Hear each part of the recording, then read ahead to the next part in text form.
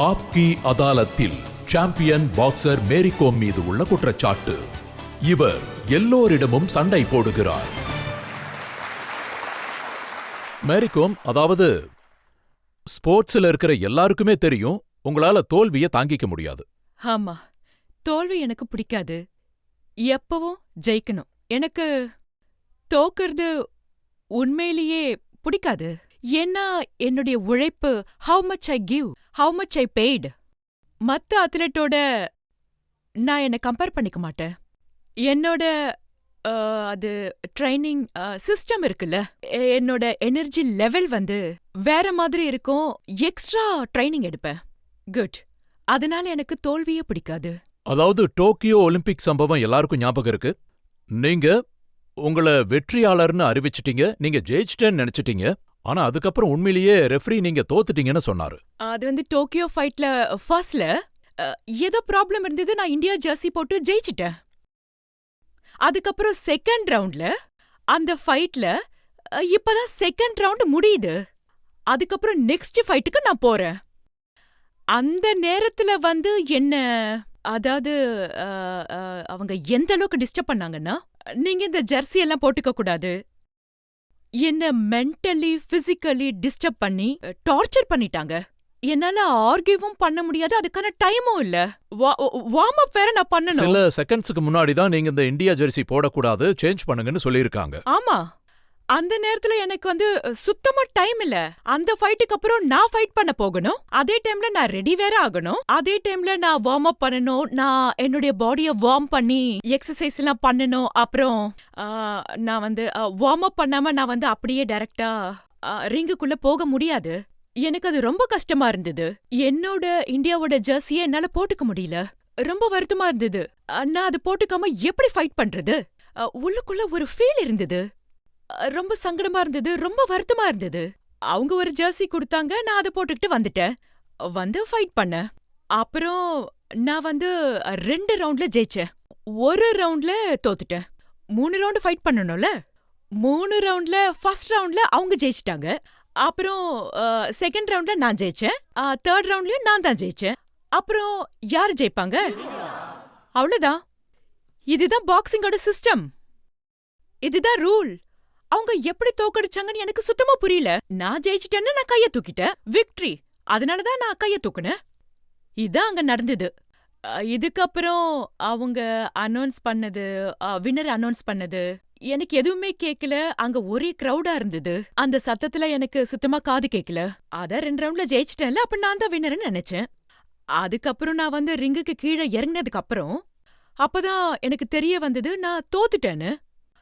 அதுக்கப்புறம் என்னுடைய மனசு எந்த அளவுக்கு உடைஞ்சு போச்சுன்னா, என்ன சொல்றது, 3 நாள் நான் எதுவுமே சாப்பிடல, எதுவுமே குடிக்க கூட இல்ல. அந்த அளவுக்கு நான் ட்ரைனிங்ல கஷ்டப்பட்டு உழைச்சி, அவ்வளோ ஹார்ட் ஒர்க் போட்டு உழைச்சி, double hard triple hard training எல்லாம் நான் போட்டேன். ஆனா ஜம்ஷெத்பூர்ல ஜட்ஜஸ் கொடுத்த தீர்ப்பு சரியில்லைன்னு உங்களுக்கு தோணி இருக்கு. நீங்க அங்க சண்டை போட கிளம்பிட்டீங்க.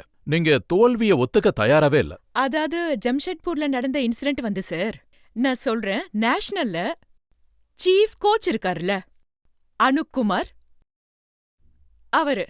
அப்புறம் அங்க இருந்த பொண்ணு பிங்கி, ஹரியானாவை சேர்ந்தவங்க. பிங்கி ஜங்ரா. அவங்க நாங்க எதிரிங்கன்னு அவங்க நினைக்கிறாங்க. ரிங்குக்குள்ள இறங்கிட்டா ரிங்குல அவங்களும் ஜெயிக்கணும்னு நினைப்பாங்க, நானும் ஜெயிக்கணும் தான் நினைப்பேன். அண்ணன் தம்பியா இருந்தா சண்டை போடுவாங்க, அக்கா தங்கச்சியா இருந்தா கூட சண்டை போட்டுதானே ஜெயிக்கணும்னு நினைப்பாங்க. அப்படிதானே? அந்த கேட்டகரியில இருந்து அப்படிதானே நம்ம செய்யணும். யாரு முன்னாடி போகணும், யாரு ஜெயிக்கணும்ன்றத நம்மளோட சக்தியில தான் நம்ம விளையாடுவோம். நம்மளுடைய ஸ்மார்ட்னஸ்ல நம்ம ஜெயிக்கணும்னு கண்டிப்பா நினைப்போம். அதே மாதிரிதான் நானும் ரிங்குக்குள்ள போயிட்டு ஜெயிச்சுட்டு வந்துட்டேன். ஆனா அதுக்கப்புறம் அவங்க மனசுல என்ன தோணுச்சுன்னு எனக்கு தெரியல. ஹரியானா, மணிப்பூர், இது டெல்லி, இது பஞ்சாப், இது யூபி, இப்படி சொல்லியே எல்லாரையும் எதிரிங்காக்கிட்டாங்க. இது எந்த மாதிரியான விளையாட்டுன்னு எனக்கு தெரியல. குரூப்பா பிரிச்சு எங்க எல்லாரையும் ஓரமா ஒதுக்கிட்டாங்க. நான் இப்ப உண்மையதான் சொல்லிக்கிட்டு இருக்கேன். நான் ரொம்பவே பொறுத்துட்டேன். நான் பயிற்சி எடுத்து தான் இங்க வந்திருக்கேன். எப்படி சொல்றதுன்னா, என்ன ஒரு நாய் மாதிரி எங்களுக்கு பயிற்சியை கொடுத்துருக்காங்க. அந்த கோச் குவாலிஃபைடான ஆளு கூட இல்ல. அவர் வாலிபால் கோச், பாக்ஸிங் கோச்சா வந்து வாலிபால் கோச்சா இப்படி மாத்தி வச்சுட்டாங்க சார். அவரை கொண்டாந்து பாக்ஸிங் கோச்சா அங்க நிக்க வச்சுட்டாங்க. இது உண்மை. அவர் ஒரு சீஃப் கோச்சா வந்தார்ல. பாக்ஸிங்ல யார் சீஃப் கோச்சா வராங்களோ அவங்களோட கெரியர் அச்சீவ்மெண்ட் பார்க்கணும். நேஷனல்ல கூட விளையாடினது இல்ல. நேஷனல்ல வந்து ஜஸ்ட் பார்ட்டிசிபேட் தான் பண்ணிருக்காரு. ஏதோ காலேஜ் யூனிவர்சிட்டில விளையாடி இருக்காரு. அதுக்கப்புறம் பாக்ஸிங்ல ஏதோ டிப்ளமோ பண்ணிருக்காரு. அப்புறம் கோச் ஆயிட்டாரம்மா. ஒழுங்கா ஒரு பஞ்ச் கூட பண்ண தெரியல. இப்படி அடி, அப்படி அடி, இது அடி, அப்படி பண்ணு. நீ எனக்கு சொல்லி தரியா? ஆனா என்ன பண்றது? நான் டிஸ்ரெஸ்பெக்ட்லாம் பண்ண மாட்டேன். Yes sir, yes ma'am, yes sir, yes ma'am.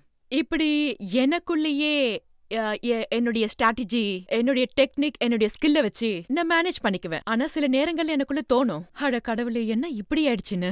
உள்ளுக்குள்ள உங்களுக்கு தோணி இருக்கா இவருக்கு ஒரு நல்ல பஞ்ச் கொடுக்கணும்னு? சில நேரங்கள்ல அப்படி எனக்கு தோணி இருக்கு. சில நேரங்கள்ல கண்டிப்பா அப்படி நமக்கு தோணும். இவன் ஓவரா பேசுறான், இவன் அடிச்சு மூக்க உடைச்சிடலாமன்னு தோணும். பீயிங் எ கேர்ள், அதாவது ஒரு பொண்ணா, அதையும் நான் ப்ரூவ் பண்ணி காட்டிட்டேன். அண்ட் அதுக்கப்புறம் கல்யாணம் ஆயிடுச்சு. கல்யாணத்துக்கு அப்புறமும் நான் ப்ரூவ் பண்ணி காட்டிட்டேன். கல்யாணத்துக்கு அப்புறம் எதுவும் மாறாதுன்னு நான் ப்ரூவ் பண்ணிட்டேன். ப்ரூவ் பண்றதுக்கு எதுவும் இல்ல.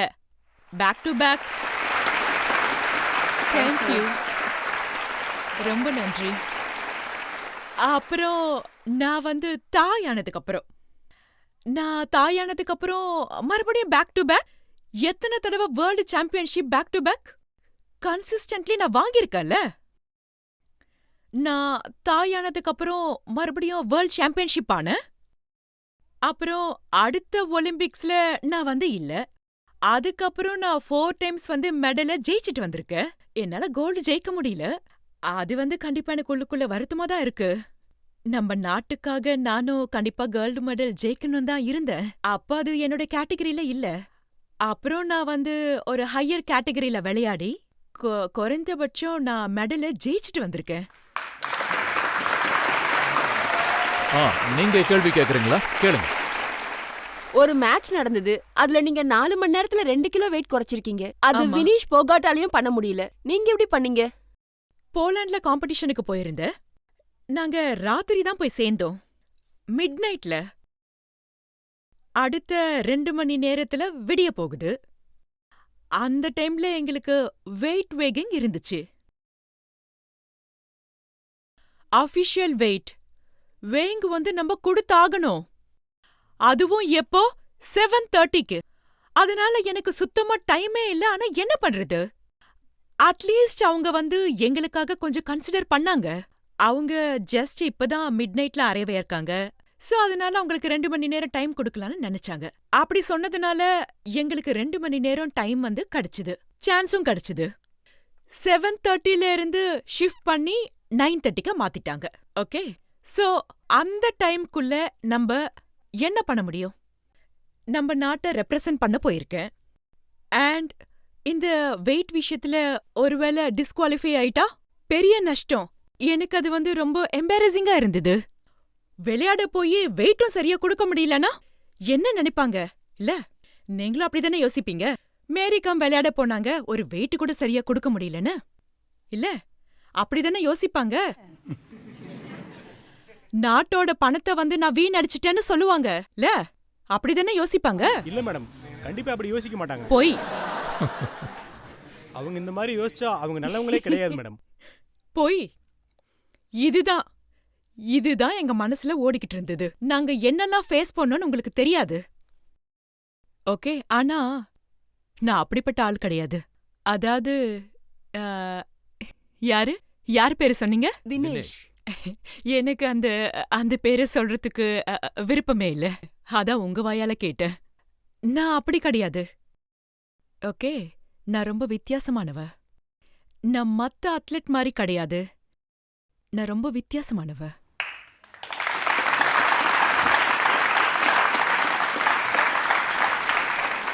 முடிவு எடுத்துட்டா எடுத்ததுதான். நான் ஒரு வாட்டி கமிட் ஆயிட்டா என் பேச்ச நானே கேட்க மாட்டேன். இதுதான் மேரி காம். சோ நான் கண்டினியூஸா ஸ்கிப்பிங் ரோப் 2 மணி நேரத்துல 1 கிலோ தான் குறைக்க முடிஞ்சது. ஏன் அப்படியாச்சு? அப்ப எனக்கு தெரியல, மைனஸ்ல இருந்தது. அப்புறம் எங்களுக்கு ஒரு கிட்டு கொடுத்தாங்க சார். வார்ம் க்ளோத்தும் இல்ல, அதுல ஒண்ணும் இல்ல. Warm cloth, jacket, over coat இப்படி எதுவுமே கொடுக்கல. கடவுளே, எக்ஸ்ட்ராவா எதுவுமே கொடுக்கல. எங்களுக்கு ஒரு கிட்டு தான் சிவ நரேஷ் கொடுத்தாரு. வின்ஷீட்டர் கொடுத்தாங்க, ஆனா அது அதை விட குளிரா இருந்தது. அதுக்குள்ள அந்த குஷன் கூட இல்ல, உள்ள வார்ம் ஆக்குற மாதிரி எதுவுமே இல்ல. நான் அப்ப என்ன பண்ண முடியும் சொல்லுங்க?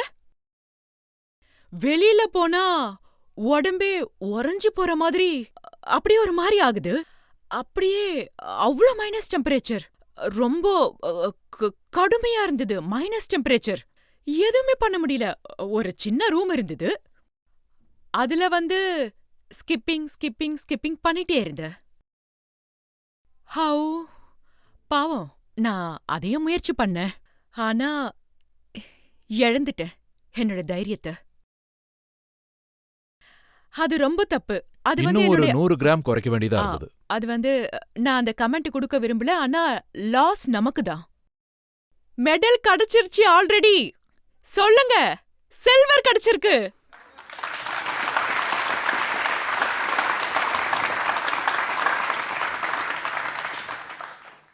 நம்ம கைய விட்டு போயிருச்சுன்னா நம்ம என்ன பண்ண முடியும்?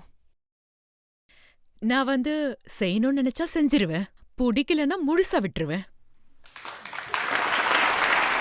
நீங்க சொல்றது என்னன்னா, டிட்டர்மினேஷன் இருந்து செய்யணும்னு மனசு இருந்தா பண்ண முடியும். அதாவது எப்படிப்பட்ட சிச்சுவேஷனா இருந்தாலும் கண்ட்ரிக்காக மெடல் ஜெயிக்கிறது தான் முக்கியம், மத்ததெல்லாம் அதுக்கப்புறம் தான்.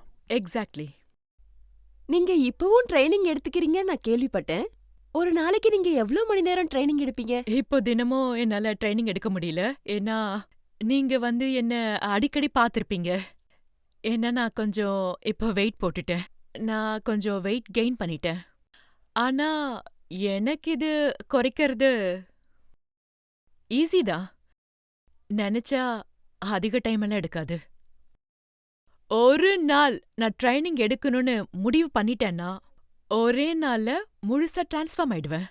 மேம், உங்களை இன்ஸ்பிரேஷனா எடுத்துக்கிட்டு தான் நாங்க ட்ரைனிங் எடுத்துக்கிறோம். Very nice. நீங்க எங்களுக்கு 2-3 மேஜிக் பஞ்சஸ் ட்ரைனிங் கொடுக்க முடியுமா? ஓ, ப்ளீஸ் மேம். இந்த ட்ரெஸ்லயா? கண்டிப்பா கண்டிப்பா. கையோட எடுத்துட்டு வந்திருக்கேன். ஓ, நீங்க க்ளவுஸ் எடுத்துட்டே வந்துட்டீங்களா? Yes ma'am. ஓஹோ, வாங்க. சார் அலோ பண்ணிட்டாரு. நீங்க மேரி கோமோட ரியல் இது பார்த்தது இல்லல, அப்படித்தானே?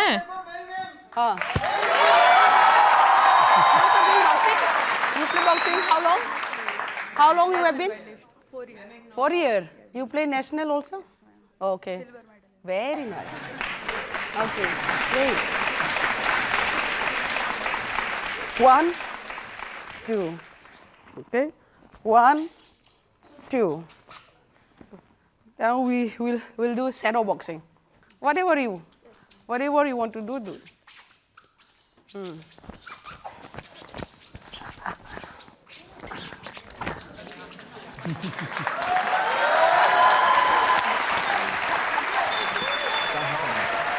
கொஞ்சம் டச்சிங் பண்ணலாமா?